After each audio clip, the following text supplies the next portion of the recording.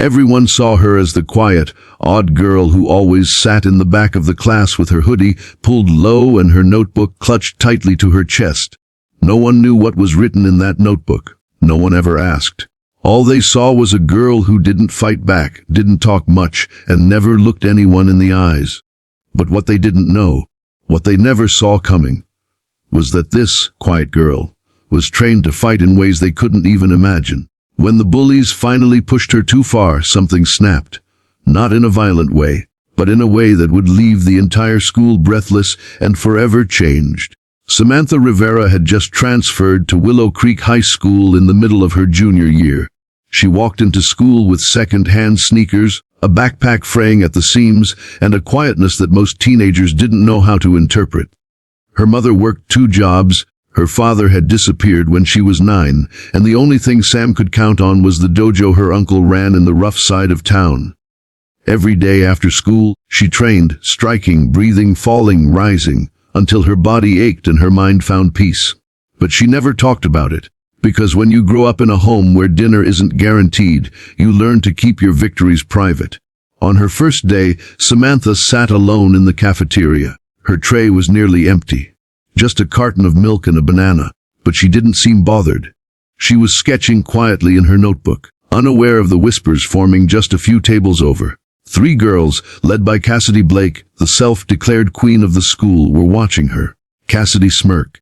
New girl thinks she's too good to sit with anyone. Let's welcome her properly. Cassidy walked over with her phone in hand, filming already. Hey there, sketchy girl. What are you drawing, little cartoons? Let me see. She yanked the notebook from Samantha's hands before she could react. Samantha stood up slowly, eyes calm, face unreadable. Please give that back, she said softly. Cassidy just laughed and flipped through the pages. What's this? Some kind of carrot comic? You into kung fu movies or something? Samantha didn't speak. She simply stood there, breathing evenly, while Cassidy ripped one of the pages in half. The cafeteria burst into laughter. But there was one person who didn't laugh, Mr. Daniels, the janitor, who saw everything from a distance. He didn't say anything at that moment, but something in the way he watched her said he'd seen this kind of thing before. The bullying didn't stop. Over the next few weeks, Samantha became the target of Cassidy and her crew's daily amusement.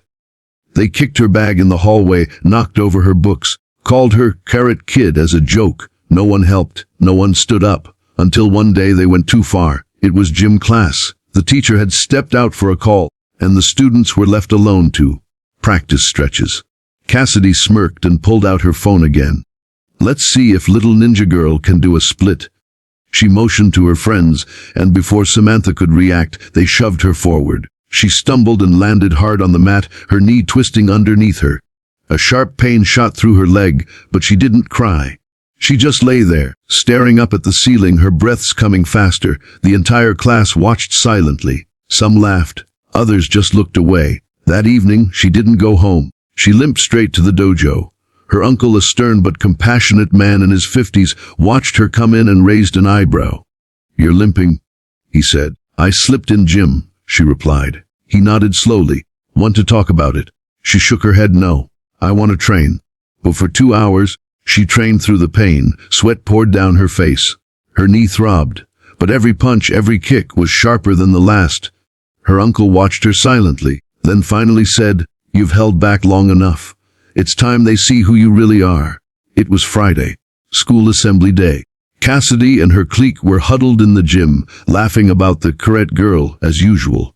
Word had spread that Samantha had been humiliated again in gym class. Videos were already being passed around.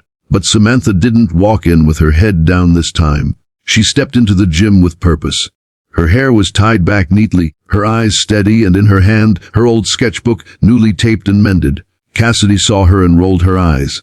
Well, if it isn't the black belt Barbie. But Samantha didn't respond. She walked straight past her to the front row, where she quietly took a seat next to Mr. Daniels, who offered a small, respectful nod. She nodded back. Halfway through the assembly, the principal announced that a local martial arts school would be doing a short self-defense demonstration for the students, and they'd brought a surprise guest, someone from their own student body. Whispers spread instantly. When Samantha stepped onto the center mat, The crowd fell into stunned silence. Cassidy blinked. Wait, what? Samantha stood tall in her black G. She bowed to the instructor, then faced the students.